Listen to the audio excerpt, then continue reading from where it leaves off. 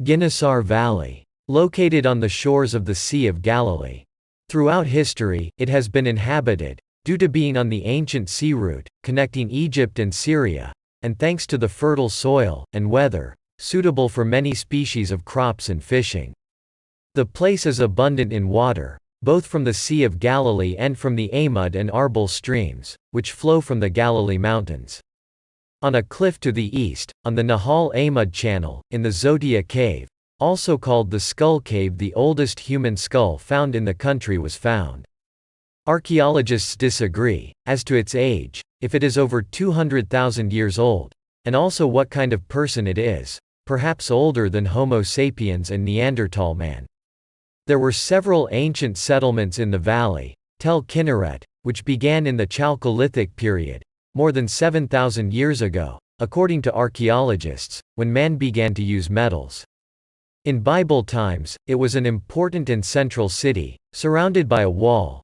The city was destroyed by the Assyrians, and continued as a small settlement for hundreds of years.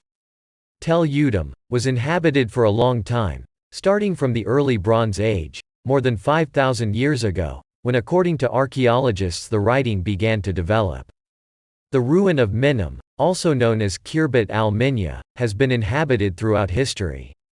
Byzantine baths were found more than 1500 years ago. There is a palace from the period of the Umayyad period, which was a tribe from Mecca before Islam. They fought against Muhammad. After Muhammad defeated them, the tribe converted to Islam, and began to take over Islam and the Middle East. In the Gemara it is written about the fruits of Ginosar, which were very fine. There is a story about Rish Lakish who ate a lot of fruit and got drunk on it. And in the Passover tractate it is written, "Why is there no Ginosar fruit in Jerusalem? So that there would be no pilgrim saying, if we had not come but to eat the fruits of Ginosar in Jerusalem, it would have been found that we came not to worship God." Before the establishment of the State of Israel, in the Ginosar Valley there were small Arab villages, Al-Taba'a, Khan al-Minya, Tel al-Hunad, where dozens of Muslim and Christian residents lived.